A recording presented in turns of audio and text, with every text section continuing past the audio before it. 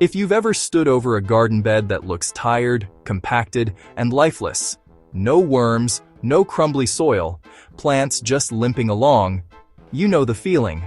You feed it, you water it, you mulch it, and still, nothing really changes. Gardeners are often told that soil improvement is slow, that it takes years. And while that's true in a deep foundational sense, they're a liquid, almost whispered about in gardening circles, that can jolt a dead bed back into activity fast. Not by feeding plants directly, but by waking the soil itself. On the Soil Stories, we don't chase gimmicks, we chase biology. And today, I want to share what I like to call a living liquid that jumpstarts microbial life and turns inert dirt back into working soil. Let's clear something up right away. When gardeners say a bed is dead, they don't mean it's hopeless.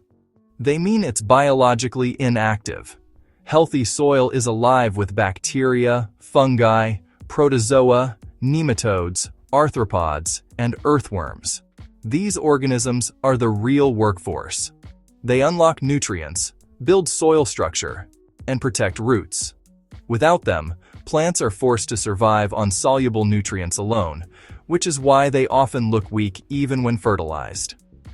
Dead soil is usually the result of repeated disturbance, synthetic salts, bare ground, or long periods without organic matter.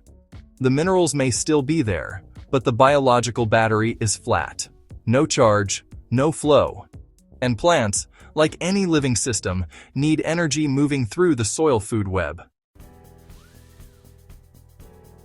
The liquid I'm talking about isn't forbidden because it's dangerous. It's forbidden because it bypasses the old-school idea that soil improvement must always be slow and invisible. This liquid is biologically active compost extract, often referred to as compost tea when brewed correctly. But not the weak, murky stuff people splash around hoping for miracles. I'm talking about a living inoculant, rich in aerobic microbes, enzymes, and soluble carbon. Think of it as jump leads for your soil. When applied to a biologically empty bed, this liquid introduces life where there was none, along with the food those organisms need to establish themselves quickly. That's why the change can feel overnight. Worms appear, soil smells sweeter, and plants respond within days. Here's the key insight most gardeners miss. Plants don't feed on fertilizer. They trade sugars for microbial services. When you introduce active microbes into the soil, you're restoring that trade system. Bacteria begin cycling nitrogen. Fungi extend the root network. Protozoa release nutrients in plant-available forms. Aggregates form, improving aeration and water retention. This isn't about dumping nutrients into the soil. It's about restoring. That's why even poor soils respond quickly. Biology moves fast when conditions are right. A proper soil-activating liquid starts with mature, high-quality compost. Not half-finished material. Not bagged compost that smells sour. Real compost that smells like forest soil. When extracted gently into water, this compost releases beneficial bacteria and fungi into suspension. Adding small amounts of microbial food, like unsulfured molasses, diluted plant extracts, or soluble humic substances, keeps them active and multiplying. The result is a living solution, filled with organisms ready to colonize your soil. This isn't fertilizer, it's an inoculation. This is where many gardeners go wrong. They treat compost tea like a tonic for leaves or a magic spray. The real power happens at the soil level. Apply the liquid directly to moist soil, ideally in the early morning or late afternoon. Sunlight and dry conditions are hard on microbes, so timing matters. If the bed is bone dry, water first. Microbes need moisture to move and survive. Focus on the root zone. That's where the trade happens. One good application can be enough to kickstart a system, especially if followed by mulch to protect the new life you've introduced. And here's the most important part. Don't disturb the soil afterward. Let the organisms settle in and build.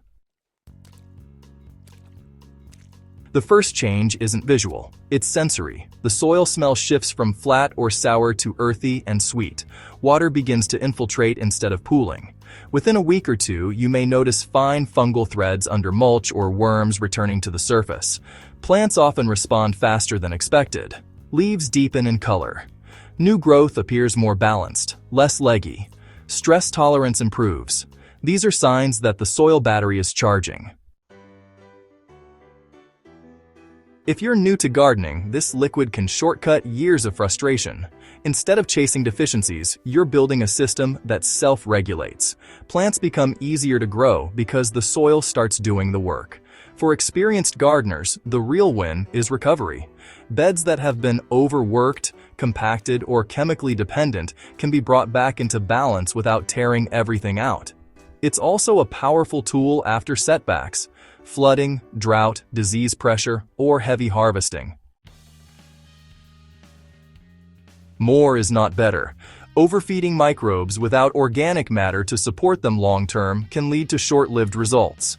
Always pair liquid applications with mulch or compost on the surface. Avoid anaerobic brews.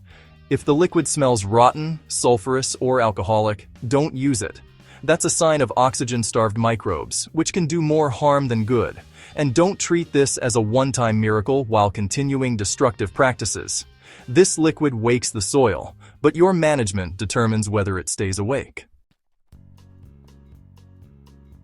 The soil battery's secret works best as a bridge, not a crutch. Once biology is active again, focus on feeding it naturally. Keep soil covered. Minimize disturbance. Rotate crops. Add organic matter regularly. Let roots grow year-round when possible. Over time, you'll need the liquid less and less. That's the goal.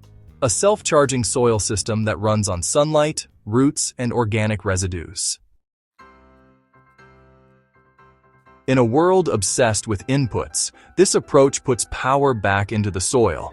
It reminds us that fertility isn't something we buy. It's something we cultivate. At the Soil Stories, we're not just growing plants. We're restoring relationships underground.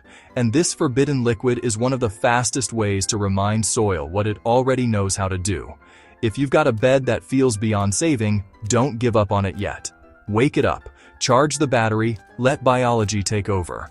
If this article helped you see your soil differently, share it with a fellow gardener who's struggling with tired beds. And if you want more deep, practical soil wisdom, make sure you subscribe to the Soil Stories on YouTube. The soil has stories to tell, and we're just getting started.